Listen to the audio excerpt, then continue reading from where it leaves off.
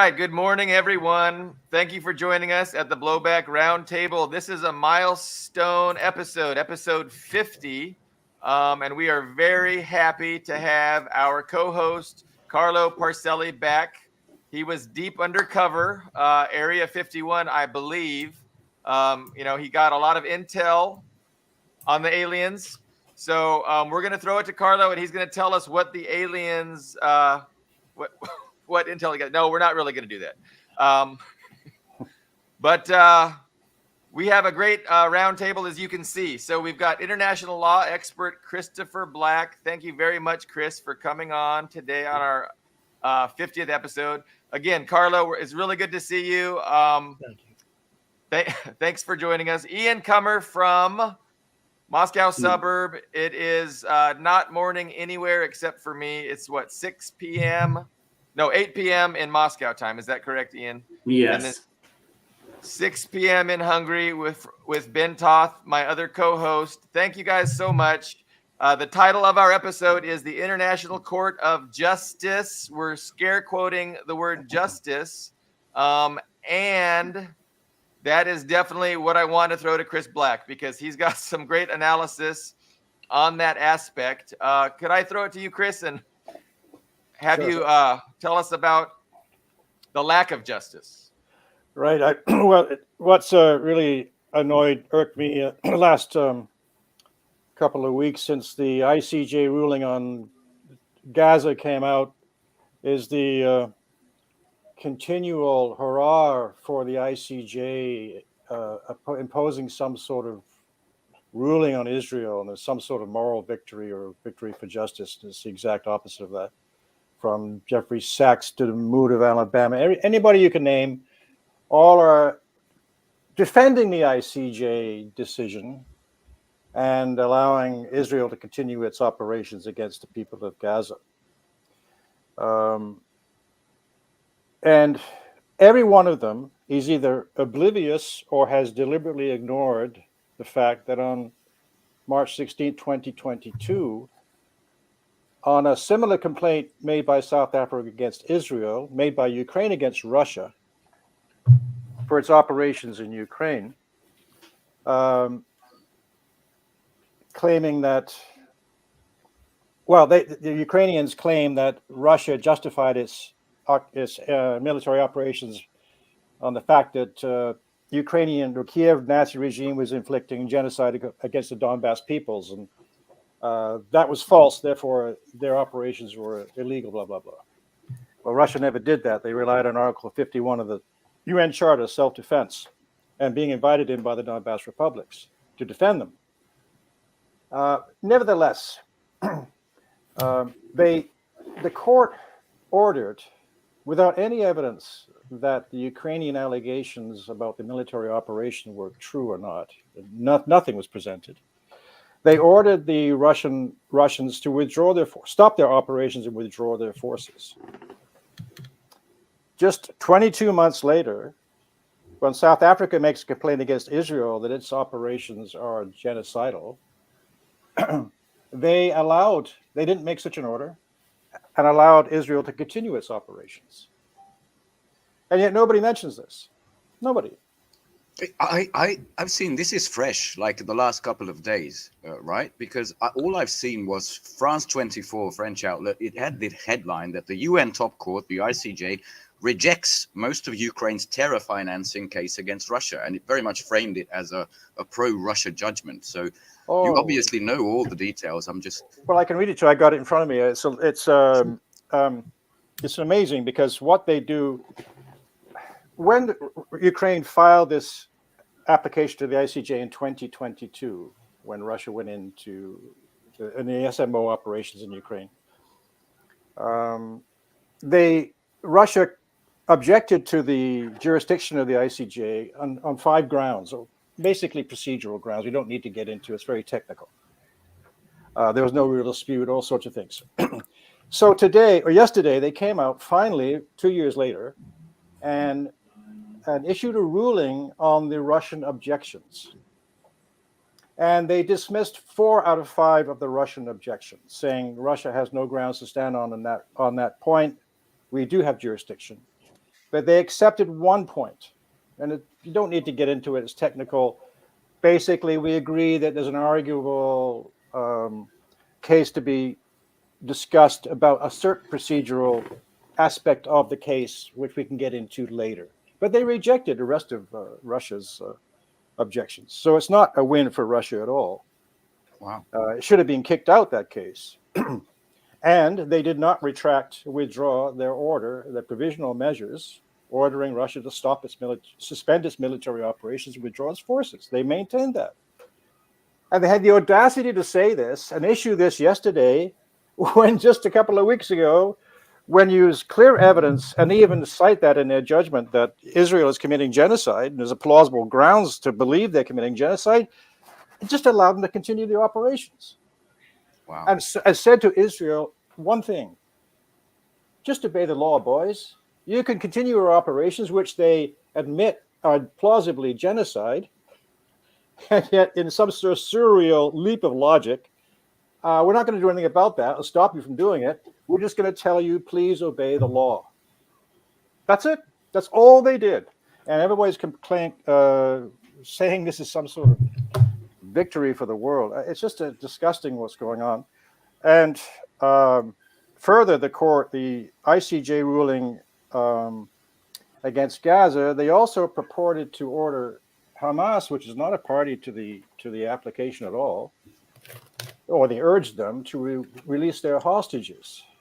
And yet they made no order against Israel to release the thousands of hostages they hold, including many children and women. Didn't mention it. The other problem with the ICJ ruling, which I set out in my article, which has not been published in Russia yet, or China, or anywhere else, but maybe Ian can explain that, that the ICJ stated falsely that Hamas attacked Israel on October 7th, which is the Israeli position. The British barrister for the Israelis, Mr. Shaw, started his remarks when they argued that case orally in the court, that on October 7th, Hamas attacked sovereign Israeli territory, which is a complete lie. South African lawyers should have stood up right then and said, wait a minute. You can't say that. You're misleading the court. That's a complete lie. You know it. And they should have stood up and objected right then and there, but they didn't do anything. And the court accepted that. They said in their judgment that Hamas attacked Israel. It did not attack Israel. It attacked Israeli occupation forces in Palestine, on Palestinian territory, which they have the right to do.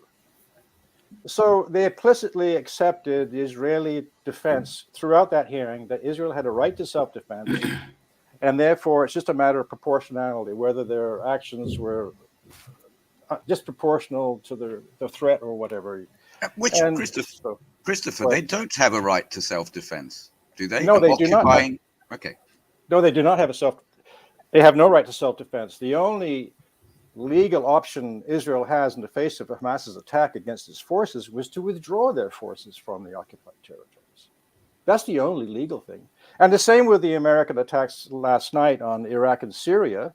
They're based on the same bogus claim that we were defending our interests, but those forces are illegally in Iraq and Syria. They're invading their occupation forces, and those forces attacking them have the right to do so, and the Americans have no right to self-defense. None.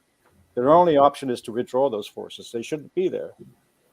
And of course, then you get the other aspect. The Russians must be really happy today because, well, if you can defend your interests by bombing several countries at once, well, we can defend ours by going in to defend the peoples of the Donbass and Ukraine and pushing you NATO back away from us. Can we not? I mean, the hypocrisy is just shocking, really. I do have a question on that last point about self-defense. So it's my understanding that Lavrov has said Israel does not have the right to self-defense because they're the aggressor in this, and and I think that's consistent with Russia largely waiving self-defense in these new former Ukrainian territories because they're not retaliating to the extent they were if it was, say, Poland or the USA attacking them. They're much more mitigated responses. Would you say that's well, a correct statement? Yeah, when Russia went in on February 22nd, or 24th on 2022, their main justification was self-defense of both the Donbass republics, which had invited them in after being recognized to defend them against the Ukrainian Kiev regime attacks, which had been going on since 2014.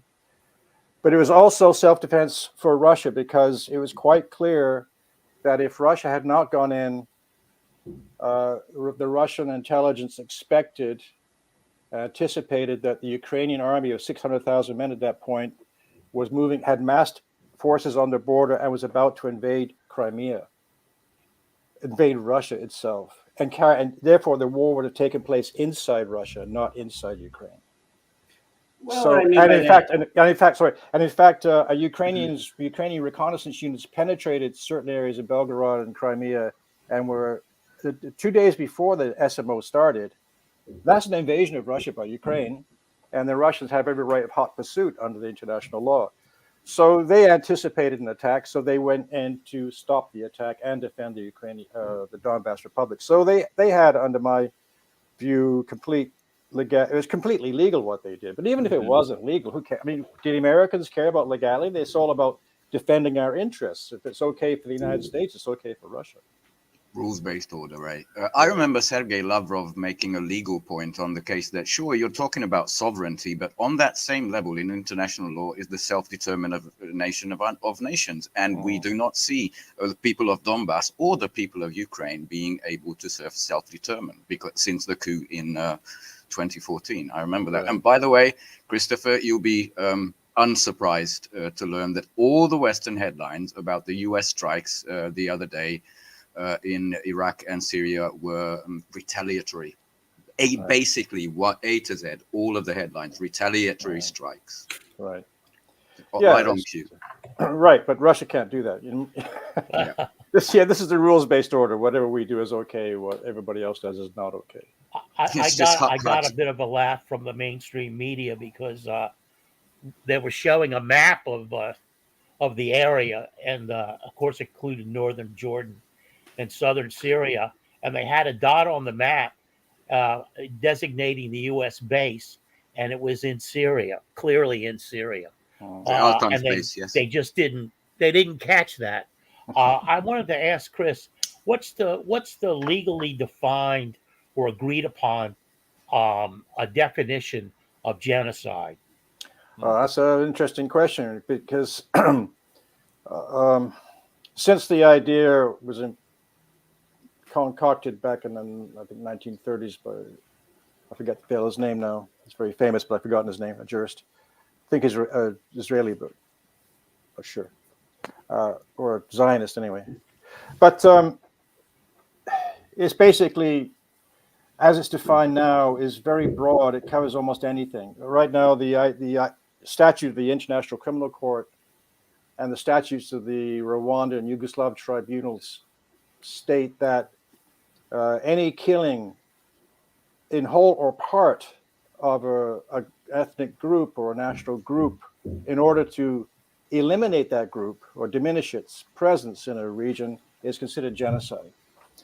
So that becomes, in my mind, far too broad, because that means that if I kill a Chinese fellow here in town and I do it because I hate the Chinese, that would constitute genocide instead of just plain murder motivated by racial hatred. Follow-up question.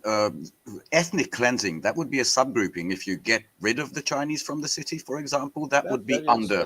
That's right. Ethnic cleansing, forced movement of populations, collective punishment, starvation, sieging a civilian population in order to inflict deaths and damage on it would be genocide. And then there's also another subterm, cultural genocide, eliminating, like we have done in Canada and the United States, trying to eliminate the native cultures here.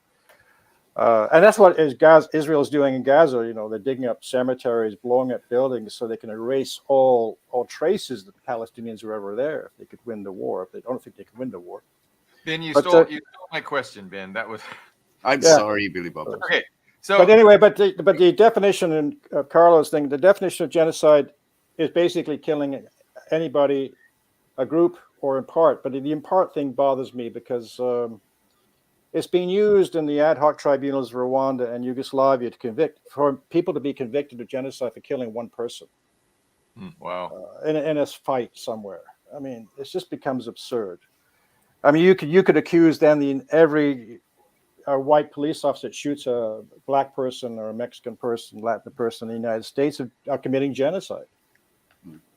Well, in the context of Gaza, killing 1%, because it's that high at that point, 1% of the population to compel them to leave or at least partially leave northern Gaza, that does meet the definition of genocide, yes. Right. Yes, I think quite clearly in the Gaza case, it's quite clear. It's a very strong case because they've, all their officials, as the ICJ cited in their judgment, their officials are stating we want to eliminate the Palestinian people.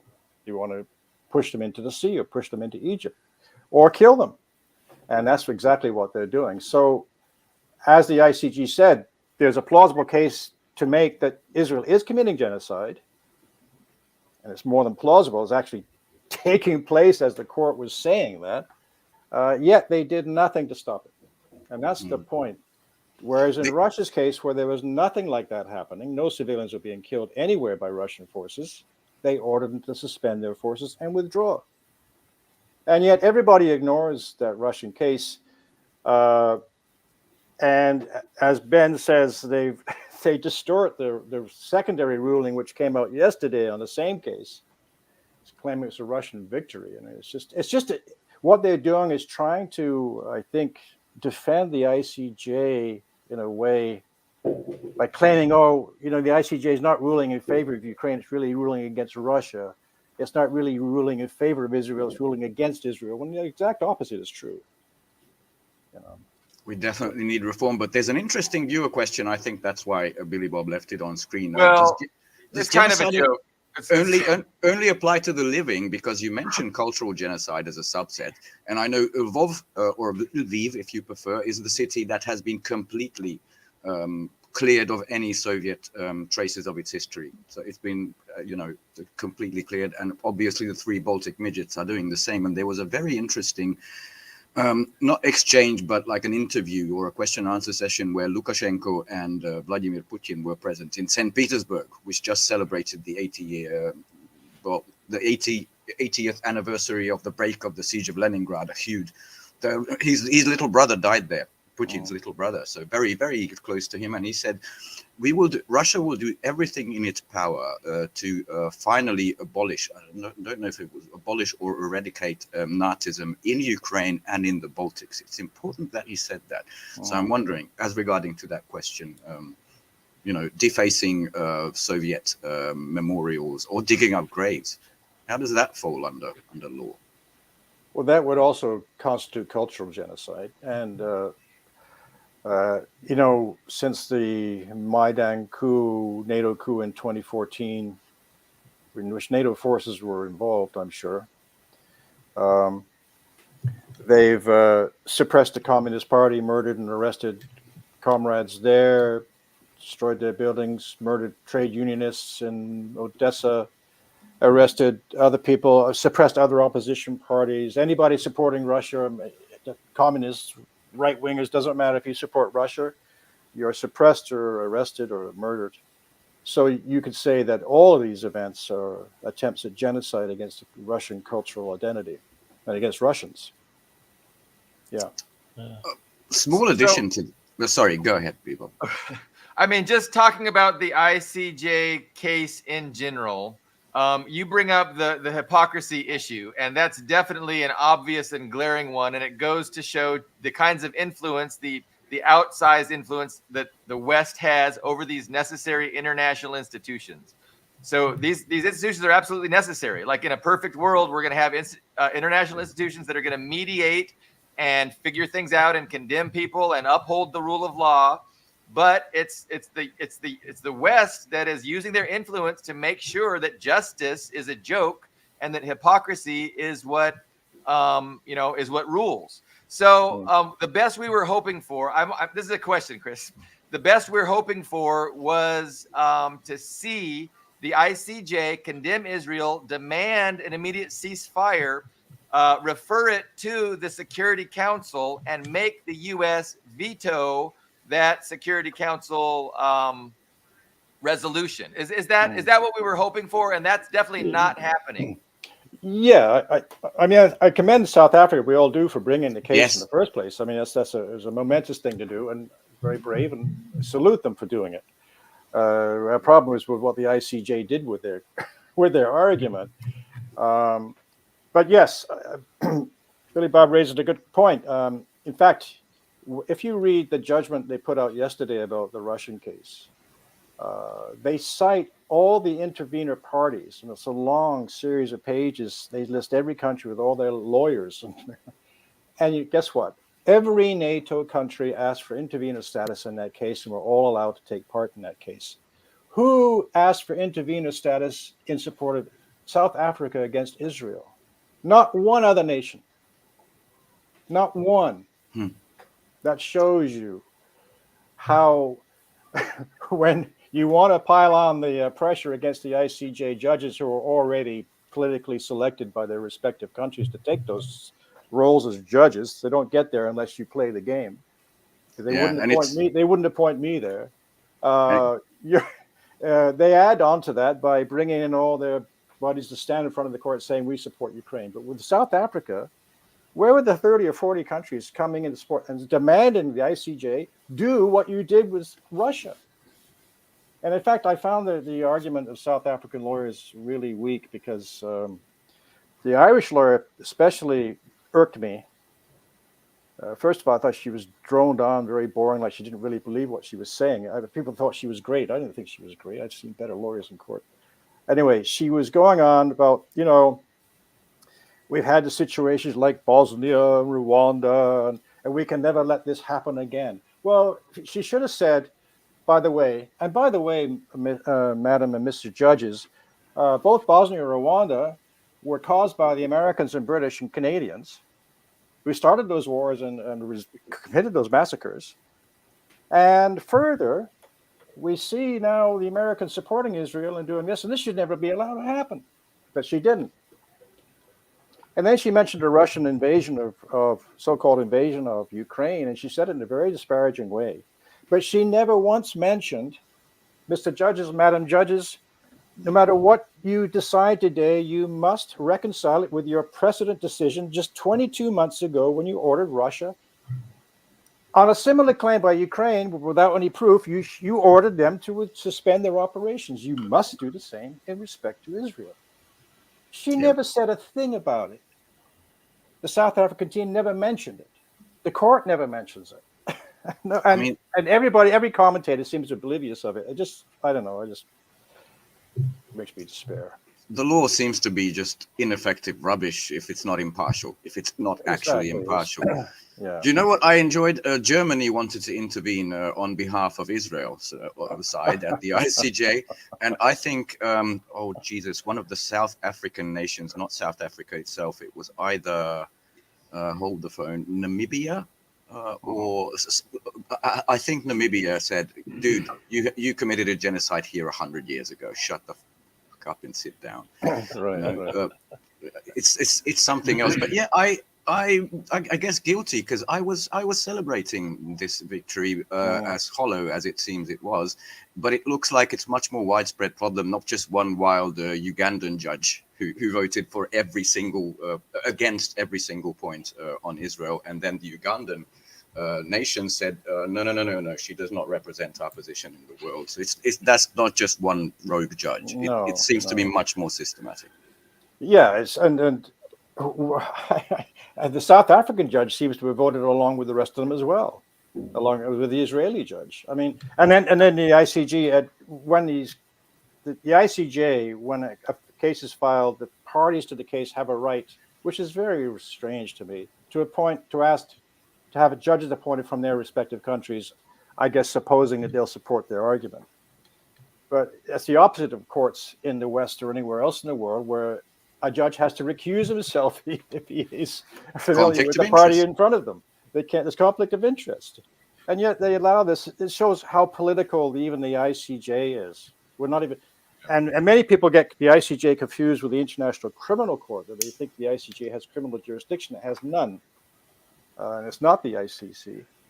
But yeah, you're right, Ben. It's well, I think we were all so wrapped up in the horror of what Israel is doing that we wanted to read the ICJ ruling in some positive way, and that maybe a lot of white people jumped on it as a victory of some sort. But if you're a lawyer and you look at it, what they really did, and you're aware of what they did in the Russian case. See, if you weren't aware of what you did in the Russian case, and contrast what they did, then you can argue, well, at least they told Israel, go on with your operations, but behave yourself, boys. But that's something, I guess it is, and it is something. They said there's a plausible case for genocide to be made, which is bad for Israeli.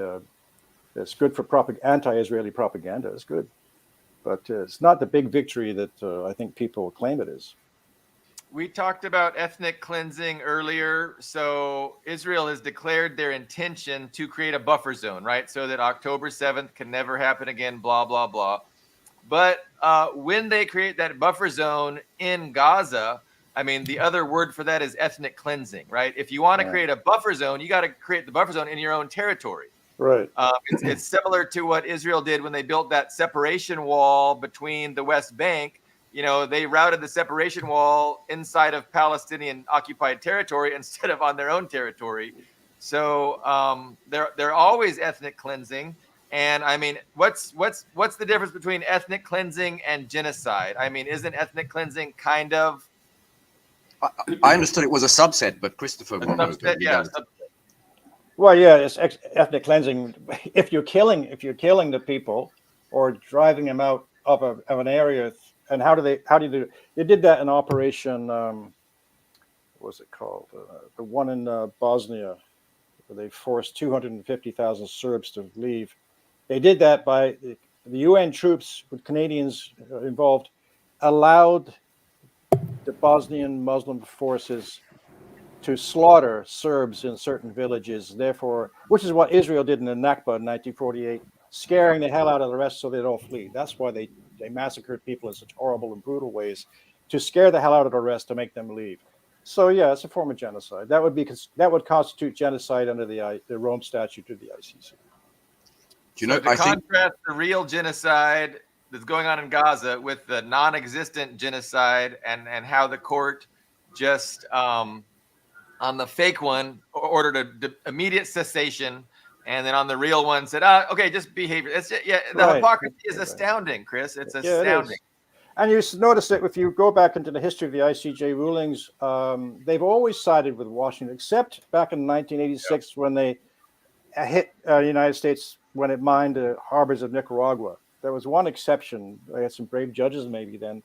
But the ones they have now, the last few years, with the Rohingya in Myanmar, I think it was, they accepted the Western allegations. I don't know the truth of all that, but they accepted the Western allegations. And they do it almost with every case they've handled in the last 10 years or so. So, and the ICC itself is doing it. You don't expect any criminal charges from the ICC about what Israel is doing or what the United States is doing. To shine a bit of a positive light on this, because most of the mainstream media is as dark as you can imagine on this, completely siding with the empire, with NATO, with Israel. But two pieces. One was in the Washington Post, and I think you'll enjoy this one because Samantha Power, intervened to save or something. The genocide prevention woman herself apparently got into genocide scholar, confronted by all her staff. A lot of the staffers are in an uproar because they can't take this. They're watching this on their smartphone. It's actual real genocide they haven't seen before. And the supposed champion of preventing and saving people is not doing anything. And the other one was in the New York Times, where apparently 800 officials across the EU and the US have signed this letter. I mean, it's nothing binding, but it's a letter, an open letter to basically protesting Israel's policies. So internally, it seems that it's becoming untenable, even though overtly the machine of the empire functions just as it did, just as what's the perfect word that you mentioned? Hypocritically as ever. Yeah. But there are internal tensions, it seems. Yeah, there was another one a few weeks ago. I think it was 300 or 400 EU employees wrote to van der Leyen saying the same thing, that they object to her position on Israel, and it's just, it's horrifying that they're associated with that. Yeah, I think, I think the South African case was worthwhile bringing, and like I say, it's great that they did that. So maybe I'm attacking them too unjustly, but the fact is that Israel does not have the moral force to continue this war in the face of what the world sees, and militarily on the ground, they're not winning it. That's quite clear. Oh yes. And now, so they're trying to expand the war with these attacks. they're trying to draw Iran into a bigger war. That's what they're trying to do, and Hezbollah. So that's very dangerous. What's going on? I just wonder what would have happened if the ICJ had ordered Israel to do the same as it did with Russia. You must suspend your operations. They wouldn't have done anything. They would have continued their operations, but at least, as you say, it would have been taken to the Security Council to enforce that decision. The United States and the UK and its friends would have vetoed it, and that would have been quite clear who does what, who are criminals and who aren't. But I was surprised also by the lack of coverage in the Russian and Chinese media. The ICJ ruling was never mentioned, and I find that very odd. And maybe Ian can explain that. It's a small piece in RT, but in the regular press, Chinese, Russian press, nothing. No official statements from the governments.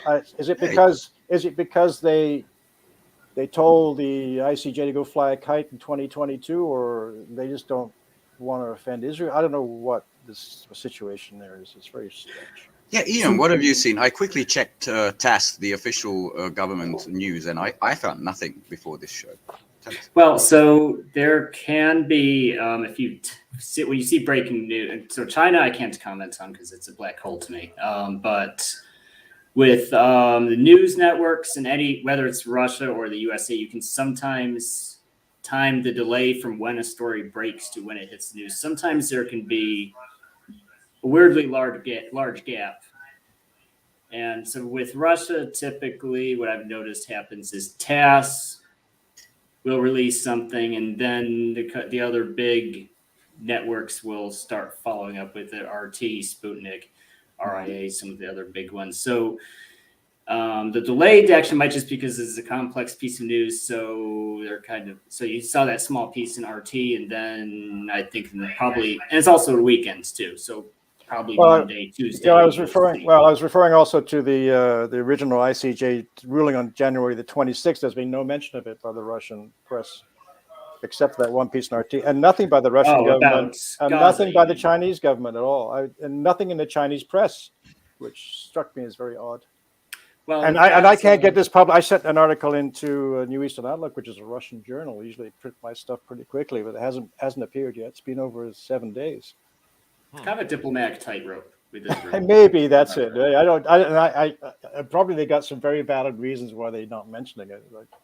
I wouldn't be surprised if the Chinese and the South Africans got together and the South Africa was put up as a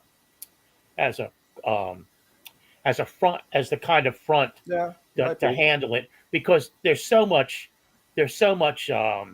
development taking place in South Africa and Africa in general that's being sponsored by the Chinese. I think the Chinese are much more interested in development than they are in getting into these arguments, which ultimately we have agreed, I think, are not going anywhere, are petty ultimately. I just wanted to point out one inconsistency among people that I admire and read and watch, and that is this notion that in Gaza, Israel said they have discovered or destroyed or captured 20% of the tunnels in Gaza, and the commentators are saying, well, if they're claiming that, they're claiming that they know where the other 80% are. Well, that's faulty logic. I've spent a good part of my life degrading notions of logical positivism, and ultimately, what Israel might be saying, and I don't think 20% is way too high. I do agree with the commentators, but I think that it's rash to say they don't know where the other 80% are or where the tunnels are. They may know where they are. They're just claiming that they haven't taken them yet. So I I just wanted to point that out because that's uh, Israel. Israel's intelligence, and given the help it's getting from the UK and US, is they may know where the other 80% are. They just may not have the capability of taking them out. I just wanted to point that out. The other thing that was Yep. on my mind is if if um, if Israel was smart, they simply would have declared all Palestinians to be a political party, because I remember in 1965-66 when Sukarno, Suharto went after the Communist Party in Indonesia. They murdered 900,000 people, Mhm. with the help of the U.S., John Martins famously said that the U.S. we have blood on our hands, and of course Richard Helms was deeply involved in that operation. That that they, under the guise of taking out the Communist Party, they murdered intellectuals, school teachers, mayors, union members, anybody that they wanted to murder, and ultimately aided by the U.S., who gave them lists of people to murder. Um, uh, it's but they did it under the guise of the Communist Party, and there was no ethnic genocide involved because it was ultimately a political party. So I just wanted that distinction. I know is a little far fetched, but I just wanted to Yeah, point It's that great. that out. It's great, and I love your point about the tunnels. Do you think they'll grab Daniel Hagari and put him in front of a Hamas map? See, we have a map of all the tunnels. Maybe Uh, they'll do that. Yeah, I think they'll just show it on they'll show it on national TV. Yeah. No, they wouldn't give up that kind of intelligence, of course.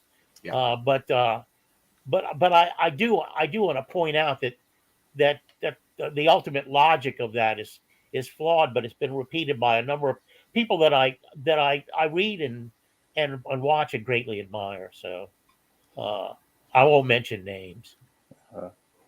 yeah. All right, well, your point about the the massacre of communists in Indonesia. There's on Netflix. There's a very beautiful film called Cigarette Girl. It's a series, 8-part series about that episode. Yes. It's really well done. You should watch it. It's an Indonesian film. It's great. Oh, it's a movie. Sorry, no series. And in that they're laughing about the people who did the murders are laughing about the murders Those that they interviews, committed, the old if IDF I'm guys talk. remembering it correctly. Sorry, I Well, meant no, because the main families involved, they get people killed in their family because of the Oh, massacres. So I yeah, must be remembering a documentary where yeah, this is not a documentary. they interview the people who No, this is. actually committed some of the murders. Yeah. Oh yeah, okay. No, this I is a fiction thing. It's very well Oh, done. I I see. recommend it. It's very beautiful. was Well, gonna the say. Cigarette I- Girl. I Sorry. haven't heard of that one, Chris. I am familiar with the one Carlo was referencing. It was a real artistic kind of strange documentary, but it did interview the people that were actually perpetrated the murders, and they were having them reenacted. It was strange but it was good. But I'm interested in that series that you spoke about. And there's also a book called The Jakarta Method, which kind of it's a recent book that exposes even Obama's dad, I think, was involved in that. So because he lived, Obama was in Indonesia as a kid, and his family was involved in this. It was really a genocide against leftists. Yeah, Anybody exactly. that ideologically was opposed to Western imperialism was essentially put on lists given by the CIA and killed. Up to 1 million people. Nobody even thinks about it. Nobody even talks about it. It's amazing.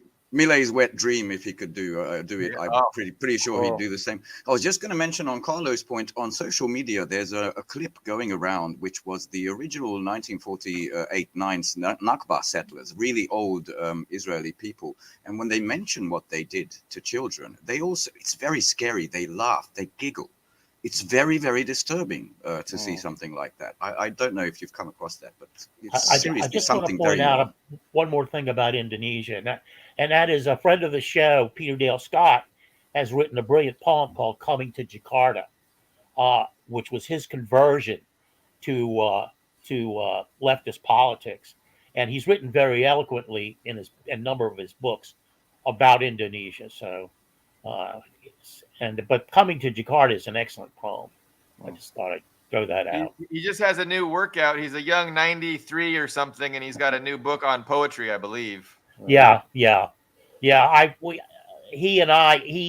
He asked me to review his poems because he was in a poetry group and the people were telling him to tone it down, and he thought I might be someone that would tell him to tone it up, which I did.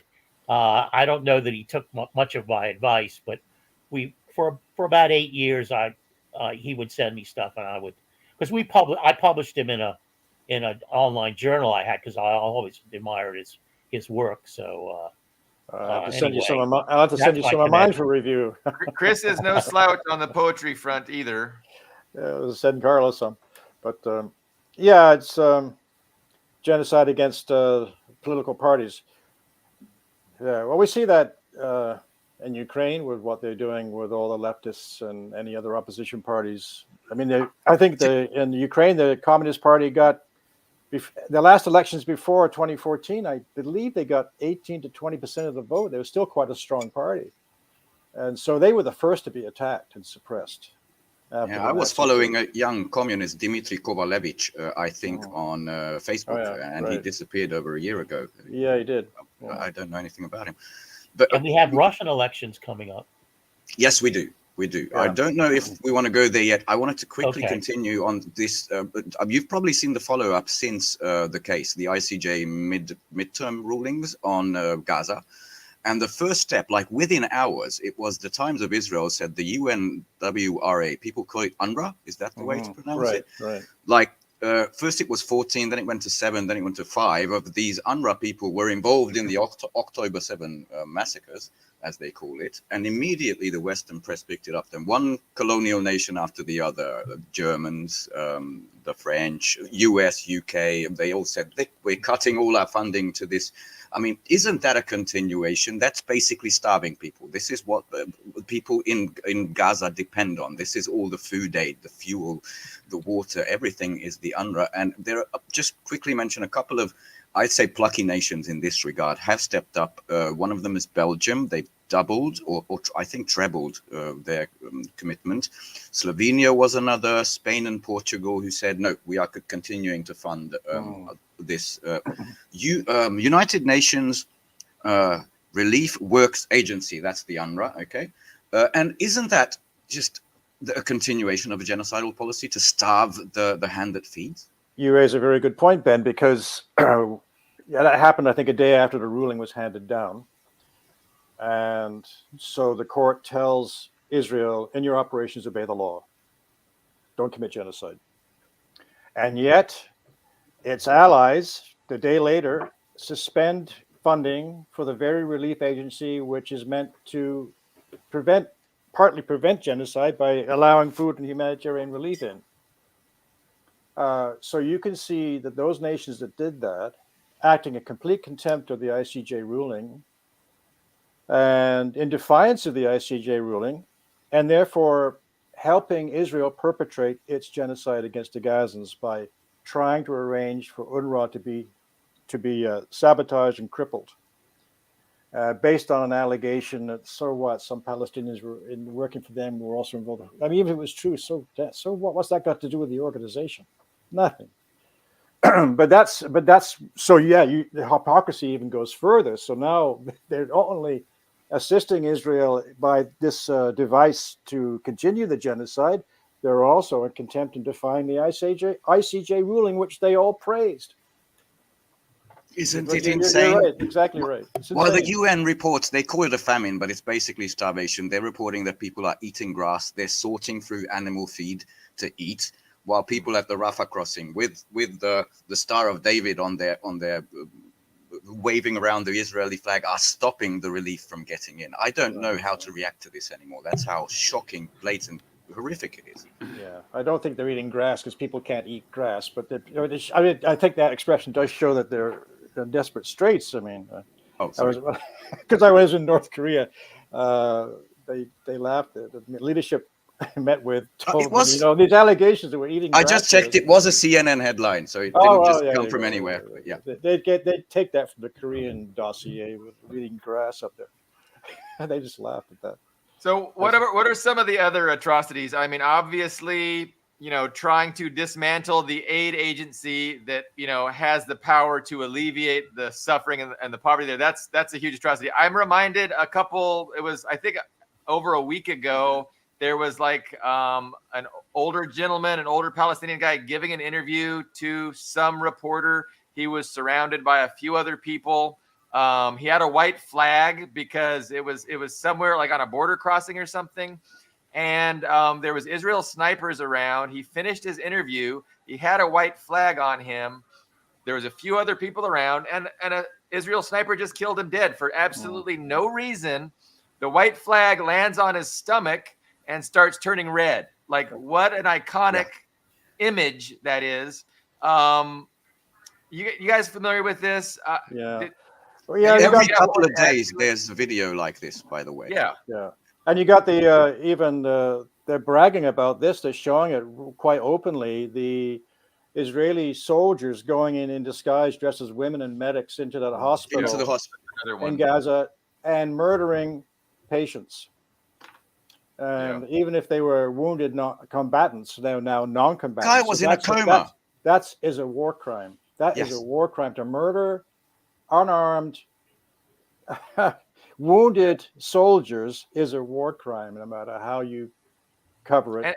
And think of how the media covers these things. Like, you don't really even hear about them. The media covered the hospital thing a little bit, but imagine if there was Palestinians going into a Jewish hospital and murdering Jewish people. I mean, could you imagine the difference in coverage? I mean, the hypocrisy. Well, and the way the mainstream media, because when I was in the hospital, I was limited to that. The way they portrayed it was that the three individuals who were murdered were all former members of Hamas. No, they run interference. They justify it. They justify it, exactly. Yeah, they justify it. And there's no justification. I don't care if it was the head of Hamas himself and two of his assistants. It's a war crime. They're wounded. They're non-combatants. You can't do that. Yeah, they're out of the picture. You can't touch them. That's what I saw from a semi-official Likudnik account on X today. That what if Osama bin Laden was in that bed? Of course you'd kill them. And I thought, no, because the US still has this pretense of legality at least. Right. So you can't open Don't these. You want to get information from him, Osama? Yeah. So they just assassinated these guys, and then the world, and it's shown on CNN. That video's still up on their page, I think today, and it's being shown in the CBC here with as if it's just a normal operation. Right. It's, I don't know. And then you get let's go back to continuing shooting prisoners and patients about the American shootdown. It turns out to be the American shootdown of the Russian plane carrying Ukrainian prisoners to be exchanged for Russian prisoners. Let's bring in. I mean, that's just astounding what they've done. They did it again because they did it a couple of years ago. They bombed a barracks near the front where the Russians are holding some Ukrainian prisoners. They bombed it, then tried to blame the Russians for doing it. Now they shot down a plane bringing back 65 Ukrainian prisoners, and they deny they did it. Say Russia is responsible. And we go back to MH17. It's just a whole. I'll pass it on to Ian. He's a Moscow expert, but the investigation is complete, and it was indeed a Patriot missile. And the latest news I read from the AP, some Ukrainian official told the AP that, the Russians are not giving us the bodies back, which is weird because they said it was missiles and war material on the plane, but now they want bodies. Go ahead, Ian. Yeah. Well, I mean, I think everybody knows once they turn those bodies over, no one will ever see them again. So if there's any forensic investigation that still needs to be done with it, it can't be turned over because, of course, it's not going to happen once it's in Ukrainian custody. So I'm sure the remains of the Ukrainian prisoners will eventually be repatriated, but after the investigation is concluded. Yeah, after it's no longer evidence. Ian, I'd like to ask you, because of this UNRWA Israel thing, what I've been seeing from leaders, including Lavrov and Putin, is that I think from the outside it looks like a very cooling of the relationship between Israel and Russia. Do you see any hints of this? Because I mean, Netanyahu has given some barks towards Russia that, you know, you're going to regret, you know, siding with the ICJ or something like that. And it looks like I won't say a special relationship, but there was always consideration for Israel's point of view in Russia because of the 1 million Russians living there. But I do see hints of a pretty steep turnaround. Do you see that in Russia? Well, so it's important to remember that special relationship between Israel and Russia, because of course Stalin was Israel's first big patron. So that relationship goes to the beginning. Many Soviet Jews were emigrated to Israel. In fact, it was much easier for them to leave, you know, in the era of exit visas and bureaucracy. To get an exit visa, it was actually pretty easy for Soviet Jews to get out of the country and go to Israel. So there's always been an attempt to, even when Israel was in bed with the USA, there was always an attempt to maintain good relations with them. But yes, I think that's true, that the relationships between the two governments have cooled, and that's largely because of Israel just lashing out at Russia with no evidence, you know, or just spreading these rumors that, you know, that was my impression. Hamas is a puppet of Putin, which is just, you know, how powerful is Putin if he's controlling, you know, every movement in the world? It's an amazing accusation to make. All the truckers in Europe are Putin's guys now. Also Putin's guys. I think a lot of it is what's causing the relationship to cool on the Russian side. And this is just my take. It's not, you know, I don't know how Putin feels or Lavrov feels, because, you know, they keep their private thoughts to themselves. They think very carefully before they speak. But, you know, on the popular level, just a lot of people in Russia. I mean, if you ask Russians on the street, the vast majority will sympathize with Palestinians. And they're pretty open about that. And this siege of Gaza, of course, evokes just in people's imaginations when you see this news of Gaza, of Israel literally counting the calorie intake of each individual person. It reminds Russians of Leningrad, the siege of Leningrad, which was a genocide. It's actually the worst genocide in history, because in one city, more than 1 million people died, making it the most. So, yes. It's cool. Yeah, of course. I think it's fair to say. People are, I mean, some commentators are saying that this could end up being the end of Israel, especially if Hezbollah gets involved and the Yemenis who are blocking traffic in the Suez Canal that benefits Israel, that sort of thing. Do you see this being an overreach by Israel and the ultimate? Anybody see that? So when you have tactics like this, a lot of the times it's done because of military weakness. So like the Boer Wars, it was a very, very difficult nut for the British Empire to crack. So they resorted to concentration camps for Boers, and the African people sympathetic to the Boer side, they also killed them or put them in camps too. And I think that's what we're seeing with Israel. They're militarily ineffective against Hamas, so they're resorting to these tactics, you know, in part because of hatred, but also in part they're running out of options. And you see that a lot. World War II, with the Holocaust, the number of deportations and people just killed by Nazi Germany went up. It didn't go down, it went up from 1942, 1943, 1944, when it was clear they were losing the war. But they focused more on killing and deporting slave labor from these occupied territories as it was clear they were losing. I mean, Warsaw, they were massacring people. I mean, the Red Army was right there across the river, and they were focusing on killing as many people as possible, even though there was no military point to this. I think that's might be what's happening with Israel. And I think it's true. It's not looking good for Israel. I don't think we're going to see effects of that tomorrow, but I think 10 years, 20 years, it's going to be very apparent. I mean, it's not a safe tour. I mean, that image, that's been shattered. The safe haven Yeah. image is gone. Who is going to want to? I mean, it's like going to any other war zone. You know, how many people want to go to a war zone for vacation? Not very many. It's just, and I think you're going to see a lot of Israeli passport holders just saying, you know what, it's safer in Poland, it's safer in Russia, it's safer in Germany or wherever those people have family or passports too. They might just say, you know what, Israel's not the place for me anymore. Yeah. True. Yeah, And I think- economically, I mean, it's not good for Israel. He's folding in the different ministries to pay for the war bucks. You know, it's getting very difficult financially. Yeah, you're right.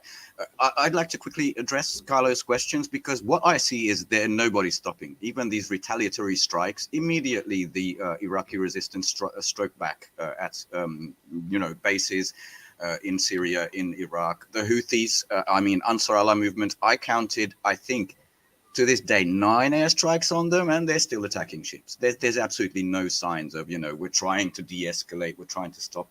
I think the alternative title for this was All the Bluffs Are Being Called, before we call it the International Court of Justice, because that's what I see pretty much across the globe. Like, the US bluffed its way with its aircraft carrier. We can decimate anybody. No, then after 5 days of delay, they, I think, pretty much attacked a couple of villages in Iraq.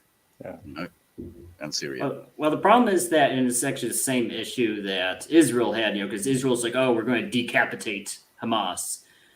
But the problem is, if your intelligence was not good enough to anticipate attack, how does it match? It's kind of what Carlo was saying with the tunnels. We know where all we know all the tunnels. Well, maybe they do, but the question is, if they had that level of intelligence, why they didn't anticipate and prevent the attack. And it's the same thing with the USA. If their intelligence was not good enough to anticipate the Syrian and Iraqi attacks, how is their intelligence suddenly good enough that we know where every leader and headquarters cell and weapon stockpile is? How do we know all of that? My favorite part is the intercepted phone calls. Yes, we are Hamas and we are under the hospital, and they do this actually with a straight face. Look, we intercepted this call. Now we know everybody's phone and location. Well, it's like that anyone remember that South Park movie, Team America? Oh yeah. Where they have the computer that's intelligence, and then when the intelligence is bad, they yell at it and say, bad intelligence, bad. That was bad intelligence. It was an interesting film. We'll call it a film. One angle of this that I'd like to discuss, I want to get everybody's input. And I know, Ian, we posted about it on Facebook. So, after those 3 American service people were killed, I'm pretty sure it was in Syria. Yes. I think, the Jordanian government confirmed it was in Syria. All the Western press, of course, asserts that those people died in Jordan. It's a matter of debate. But after that happened, the U.S. has been extremely slow to respond. My assessment is that, they're working with Iran to determine what would be acceptable to Iran in terms of a response that isn't going to cause Iran to escalate. And they're not having good luck in this discussion because Iran is telling them, if you fuck around, you're going to find out. So don't fuck around. And, the U.S. doesn't want to escalate, but Biden is looking weak because, everybody knows 3 service people died and he has to do something. So we haven't seen yet exactly what the U.S. is going to do. But isn't it interesting how weak the U.S. appears in spending days and days working with Iran, trying to come to an acceptable response that, isn't going to lead to a higher war? Like, isn't that paradigm interesting? And shouldn't that be discussed more widely than it has been? Yeah. Well, so it's not necessarily physical weakness. It looks weak. It's not automatically weakness. But what I would say is with Bush invading Iraq, invading Afghanistan, those were terrible plans. But at least there was a plan. Bush, it kind of looks like a military genius in comparison to Biden because there's no plan. Same thing with Ukraine.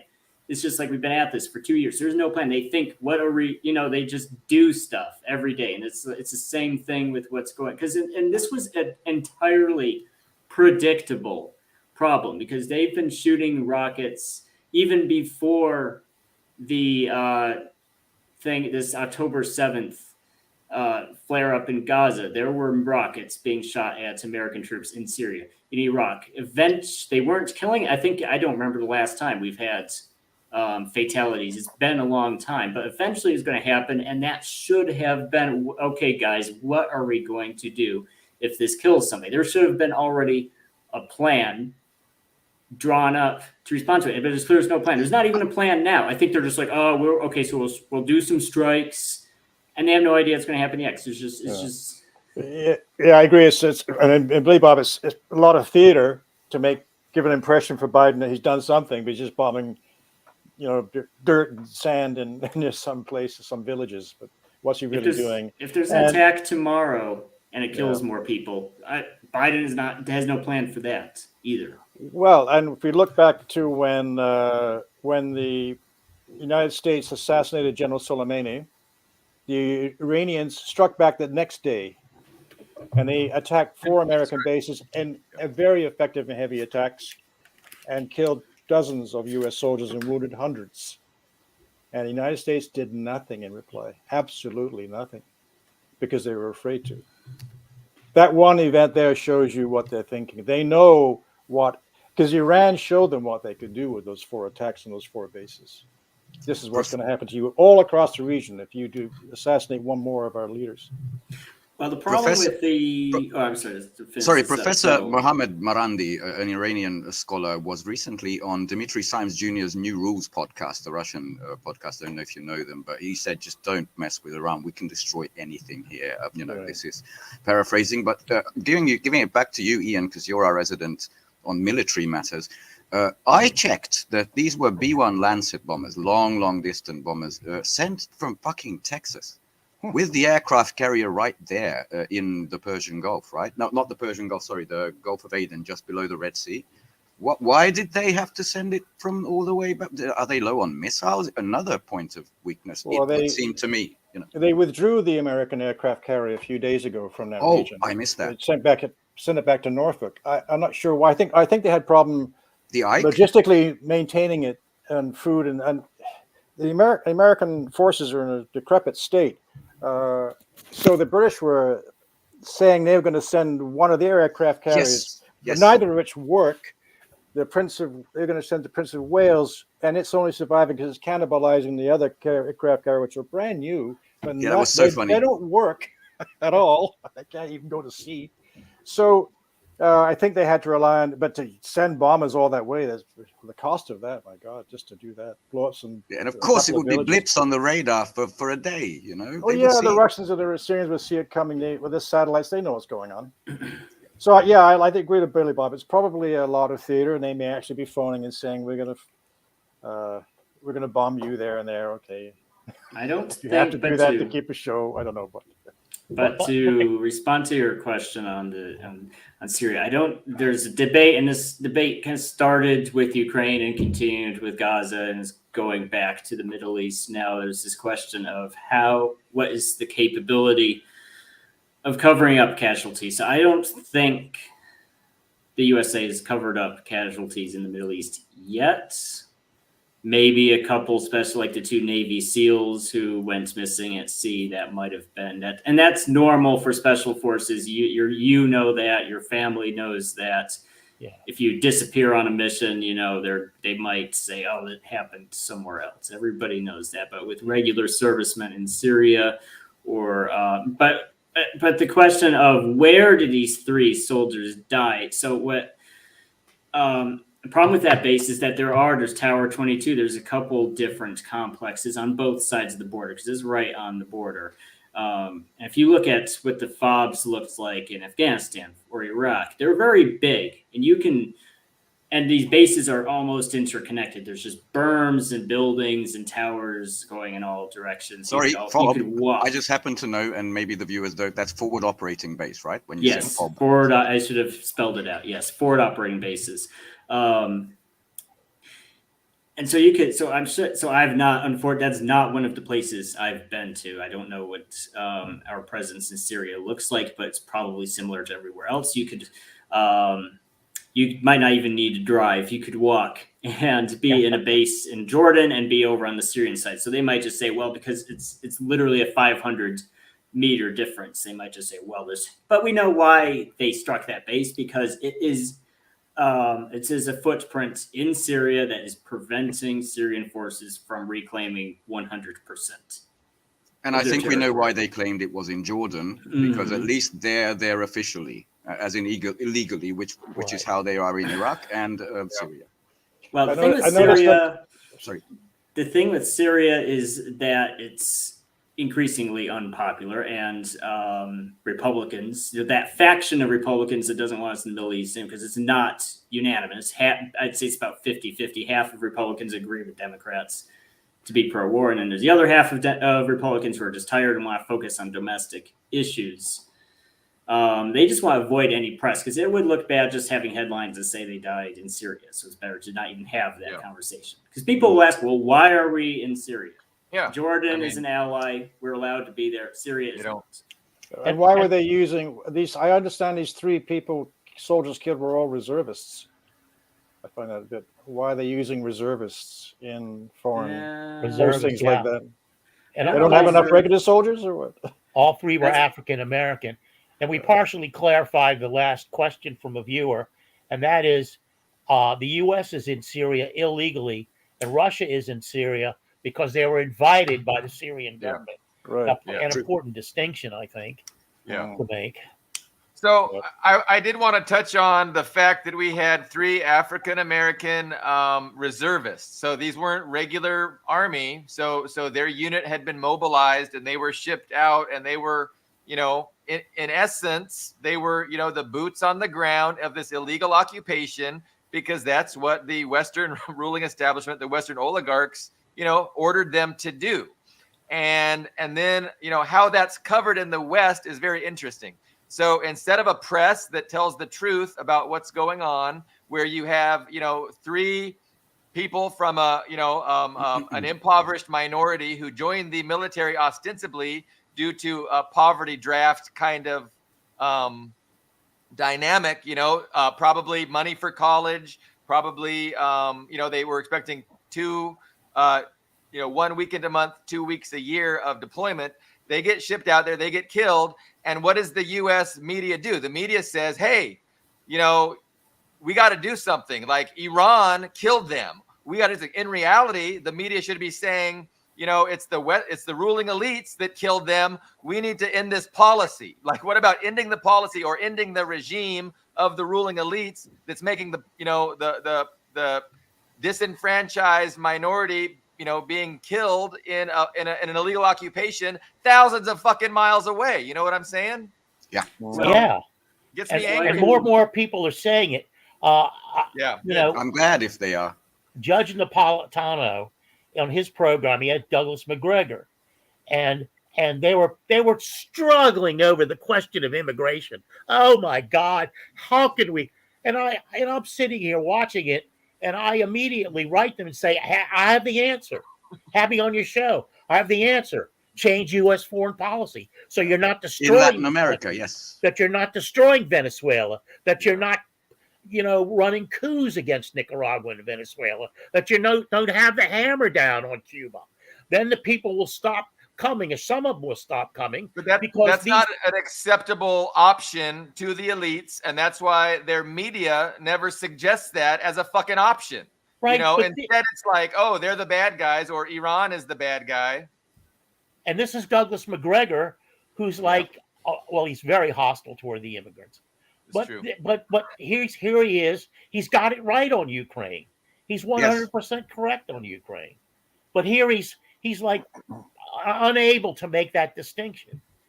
About foreign policy. In Canada, we have the same problem with immigration. They brought in, because it's a much smaller country, they brought in 500,000 people last year. We usually were bringing in a few thousand a year. Wow, that's a lot. And the government said why they were doing it, which is exactly why the elites in the United States are allowing the border to be porous, cheap labor. Yeah. That's Yeah. what he said. We're allowing him in. It's to keep economic the interest. wages low. So, and then these migrations were supported by those who want diversity. Well, okay, but you're undermining the labor market here. You're like scab labor, really. Depends Ian, on how you look at it, but Mirrored in Europe, by the way. So I Jump mean, in, each Ian. person that's coming, each person that wants to come has probably a terrible life and wants to lead a better life. But where do you draw a line with that? Can real quick, just to go back a step, I can explain the status of the three soldiers. So it's not unusual for reservists to be in the Middle East. Even reserve units, and it depends on what kind of unit it is, but it's pretty typical for a reserve unit to deploy somewhere, whether it's Germany or Kuwait or Jordan or Syria, even every 3 years or so. So that's normal. Okay.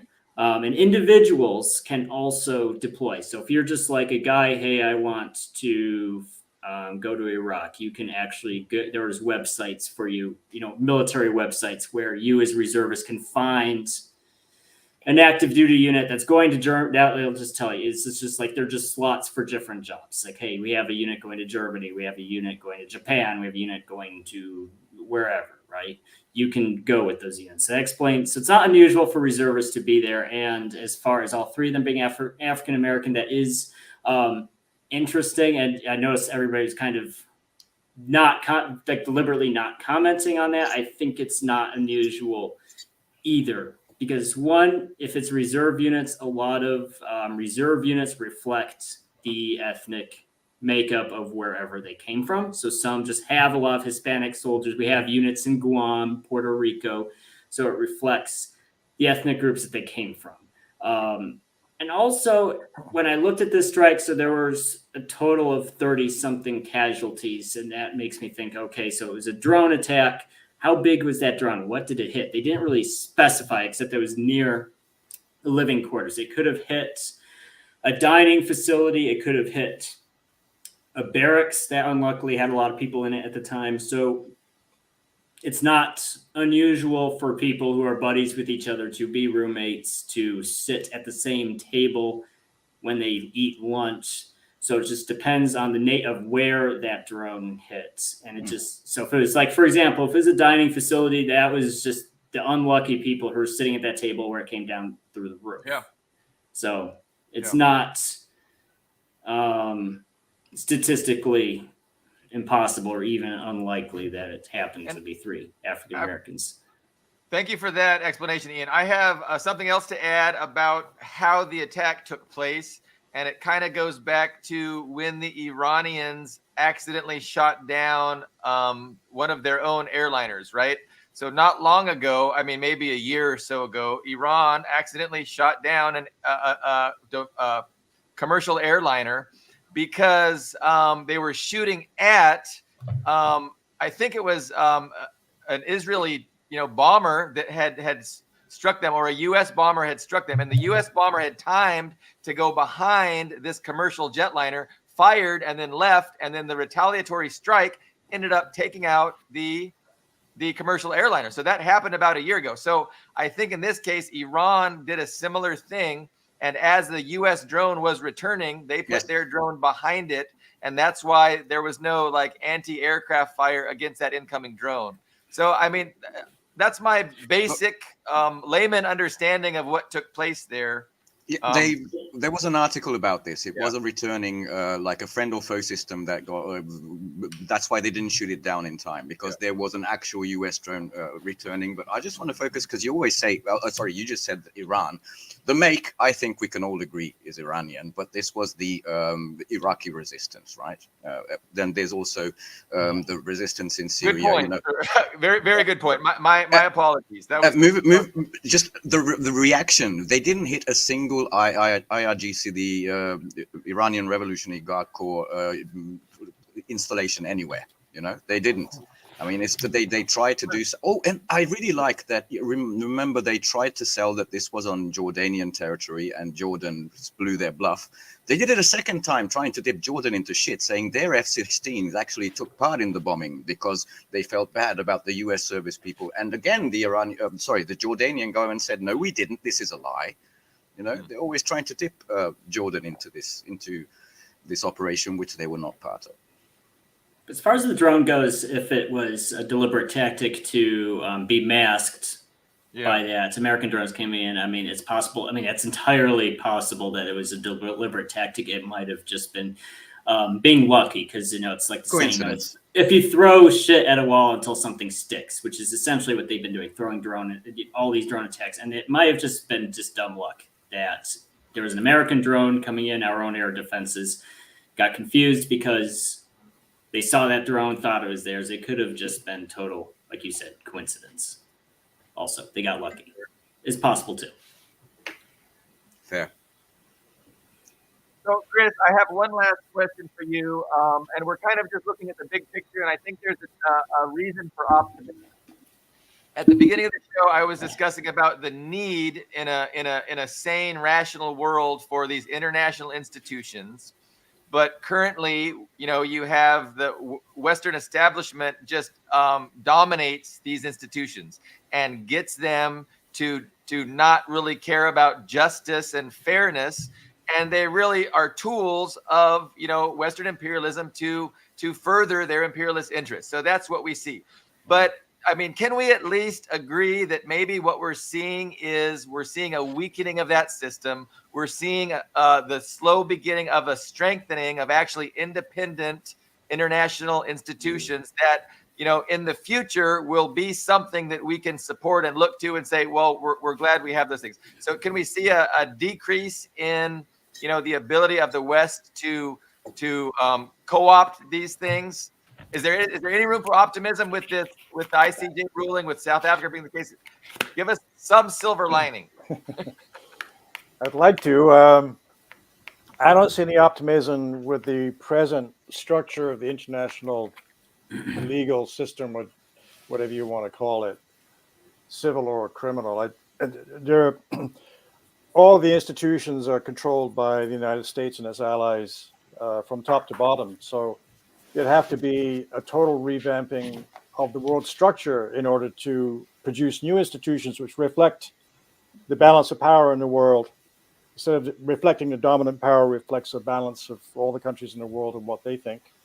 So you'd have to have, I guess I'm talking about some sort of legitimate world government where real courts can be set up, which have real teeth and have real respect by the people and are really effective. But that might be a pipe dream. The UN Charter would need to be drastically changed. I mean, because I kind of think the UN Charter is good how it is, but it's just not being upheld. Well, I agree with a lot of people like Hans Kirkler and the International Progress Organization in Vienna and Lavrov and Putin have been saying this frequently, that the UN system has to be totally reformed because it's not democratic. You have the 5 major powers that created the institution granting themselves veto powers so that when if they commit aggression against anybody, they can veto any objections. So they're allowed to do anything they want. And yet other smaller nations don't have veto power, are controlled by them. This is not democratic. It's not just. It shouldn't be. Russia's talking about reforming the Security Council, or bringing African nations in and other nations, which is okay, but there should not be any veto power. Nobody should have the veto power. Okay. Just to add, another huge proponent of this UN reform is China. They've been pushing very strongly. That's right. So I don't see. I mean, there is some optimism in that China, Russia, and other nations, Cuba, they've all been pushing for this for many years. Reform of the UN. So the UN does present our best option right now because it exists and it can be improved. Okay. But unless the world balance of power situation is reversed so that the dominant power capitulates or surrenders its power to a world organization, I don't see any optimism. I was just reading yesterday, I was writing an article, but I came across the Soviet proposal for a general and complete disarmament made in 1962, a draft treaty. To read it will make you cry. They wanted to set up, this is after John Kennedy's speech in 1961 saying there should be complete general disarmament. There should be no nuclear weapons, but further, there should be no standing armies anywhere, only except for a domestic control, security control. And they proposed creating an international disarmament organization, which would be in charge of this series of steps to have everyone in the world disarmed completely. And therefore, nations could no longer dominate other nations because they wouldn't have the wherewithal to do it. They'd have to negotiate because that's the only way they could accomplish anything. They couldn't go around bullying people and attacking people that don't agree with them. And when you read this, it's very long and it's very eloquent. And I've sent it to you. But where is that now? Where's John Kennedy's aspirations, the Soviet aspirations in reply to John Kennedy? In fact, they drafted this treaty in reply to his speech. Well, we know how it just died. It just died. Yeah. They formed a commission. On the grassy knoll. Yeah, it went on. They formed a commission it lasted about 18 years. It still exists in a sort of rump state, but it's not doing anything. But yeah, they assassinated John Kennedy. But that's the only way, I think, world disarmament, and there should be a push again by the people of the world to have general and complete disarmament. I think we should read this treaty. Why can't we do that?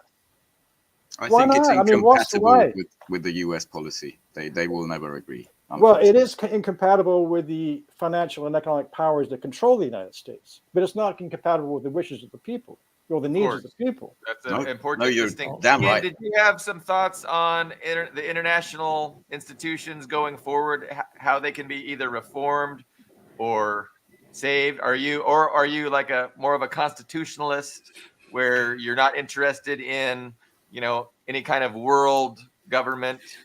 Well, the issue is that there is no international law at this point. Every international institution is a front for one or more world powers to create legitimacy for themselves and delegitimize their adversaries. Rivals. And yes, and with the ICJ, when Ukraine accused Russia of essentially ethnic cleansing, the mass kidnapping of children, which is funny because the Russian armies it's like two stories at the same time. The Russian army's overwhelmed, they're getting their asses kicked, but also at the same time somehow having the time to mass deport millions of people. So they leveled that accusation, and then just drop of a hat, you had that arrest warrant, the ICJ arrest warrant for Putin and the I forget her name, the ombudsman. So she had such a cute name. It's perfect for a child ombudsman, but I forgot it too. Yes, and it was just Maria Belova. Yes, Belovna, and just drop of a hat that arrest warrant was issued. So it's like, what is even the point of this institution when there's been no arrest warrant for Netanyahu. No. Nope. No, in fact, the ICC prosecutor Karim Khan. Khan now, but before him, Fatou Bensouda, who was an American lackey at the Rwanda tribunal before that, stated when they opened a dossier on the Israel and stated that Israel is committing genocide. Back in 2017, they said that. But they said, when asked, we're going to lay charges? Well, and you see, these investigations take a long time, a very long time. They have to be very thorough. And so nothing's been done. But as Ian says, and when they charge the Russians when they were saving children from the bombing, kidnapping them, there's a warrant issued the next day without any investigation. So this is how I'm not optimistic. I'm optimistic in the sense that the Chinese with the BRICS and the Belt and Road Initiative and Russia and its allies, North Korea, Cuba, Venezuela, defying the West and trying to create another vision of the world. I am optimistic in that, but I'm not sure if we got enough time to accomplish. I just wanted quickly respond and share your enthusiasm. Probably Ian will know that the World Friendship Games is coming up. It's going to be in Moscow and I think Vladivostok maybe. And France is basically in an uproar, the farmers' protests and all that, which is where the Paris will be the official Olympic Games. But if that can be sort of replaced and brought to the East, I think not one world government, but international institutions, places where you settle border disputes, economic stuff, that sort of stuff. All of this, I think, can be taken care of by what is BRICS. It's an association, and China and Russia always made clear this is not an alliance. There's not one boss. We shouldn't turn it into that sort of thing. It's an association where we in mutual interest, make decisions. And one other thing, because based on the corruption, you've probably also seen this, Ian, maybe Christopher has too. There was an interview Sergei Lavrov gave to a British-speaking, I don't know who, a journalist. And why do so many countries condemn Russia's unprovoked invasion? He said, well, we know that many of these people in there, the United States went and, sorry, I don't think he spoke English, went and said, I know where your grandkids are. They're in this nice cushy university in Washington, and I know where those are. And the interviewer said, shocking, oh, you think some of them were bribed by the US? And this was the end, like the mic drop moment. Not one, all of them. And that was in English. That was an epic moment. And that's what we're facing in these international institutions. Highly corrupt. Oh, I have an echo. Billy was back. Yeah, I think we lost Billy Bob. I think Billy Bob has just been having some technical. Yeah, can you guys hear me? Oh, yeah, We can hear you. but we Okay, can't so see you. I don't We know, can't my see you. camera Isn't appearing to work.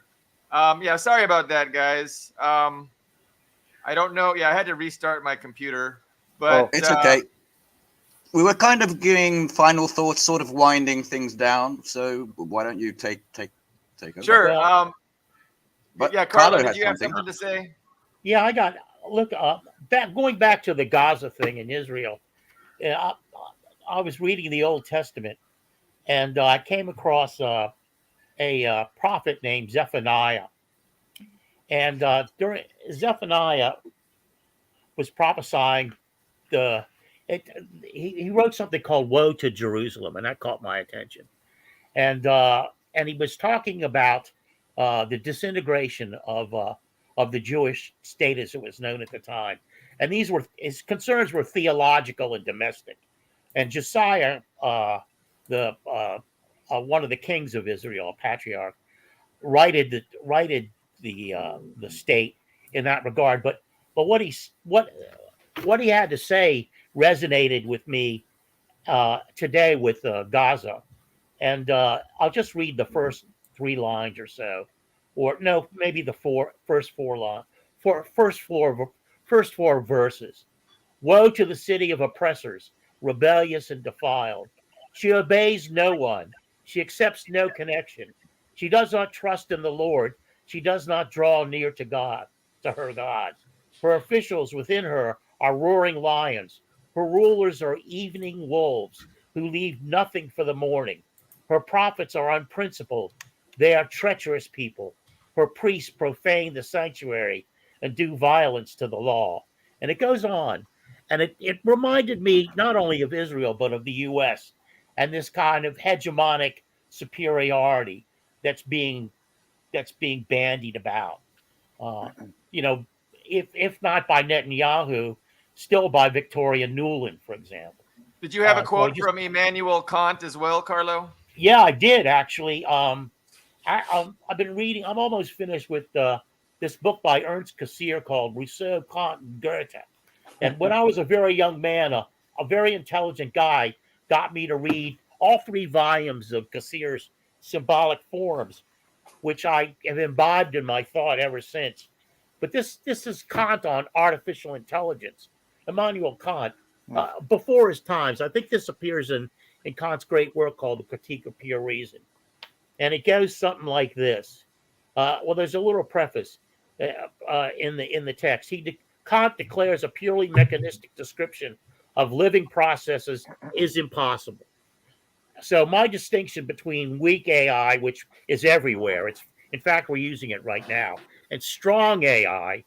Weak AI is artificial intelligence that has a task, a direct task, like communicating through the internet. Strong AI is an attempt to mimic human processes.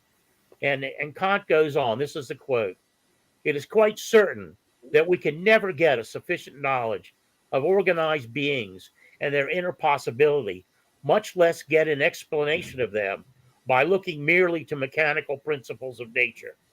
Indeed, so certain is it that we may confidently assert that it is absurd for men even to entertain any thought of so doing, or to hope that maybe another Newton may someday arise to make intelligible to us even the genesis of but a blade of grass from natural laws that no design has ordered. Such insight we must absolutely deny mankind." That's Immanuel Kant. I think he was right. And I think it's safe to say that Carlo is back. And just to the audience, people should know that in his hospital bed in Area 51, he only had Fox News and CNN. That's the kind of horrific torture he was subject to. But he's back, ladies and gents. Shaniqua was asking how she can follow Chris Black. Obviously, Facebook. He's got a Facebook post, but you have a website, right, Chris? Yeah, you can. It's called One Voice of the World, or ChristopherBlack.com. You can find it there. I type in either one voice, but voice is spelled with a Y, VOYCE. I took I'll it put from links below John the Brown. I took video. it from a guy named Dr. Brown's book called One. Who had a book like that from the 1660s. Well, you've been very generous with your time, Christopher and Ian. So thank you both. Thank you so much. Ian, Thanks for Kant. I mean, I got Critique of Pure Reason right behind me here. There we go. We'll do a show on Critique of Pure Reason. Practical Reason maybe is more interesting because he gets into morality and he's an interesting guy, that's for sure. Yeah. I'm not sure I completely understood everything he said, but I tried. That's the thing with philosophy. Yeah, some of it way over my head for sure. Well, Ian, read Schopenhauer is I think the best, the most accessible for lay people like wonderful, myself. wonderful to read. Whereas I just finished trying to read Being in Time by Heidegger. Okay, I don't know what was the point. I exist in the world. Okay. I once tried Jacques Derrida, and I can't understand a single word. Yeah, exactly. I love Being in Time. I've read a lot of Heidegger. I was great. We exist in the world, okay, and the world affects you. But aside from that, 500 pages, I couldn't understand what he was saying after time. Poetry, Language, and Thought is a great work. Ian, we can follow you at readingjunkie.com. I'm going to put both of Chris and Ian's links in the comment section of the video. Thank you guys very much. We should be back probably not until next week, Friday, due to my work schedule, but we'll see you guys on Friday. Thank you very much. You can also see me on BK. I'm not there much, but I'm on BK as well. BK, yeah. So maybe Thank you.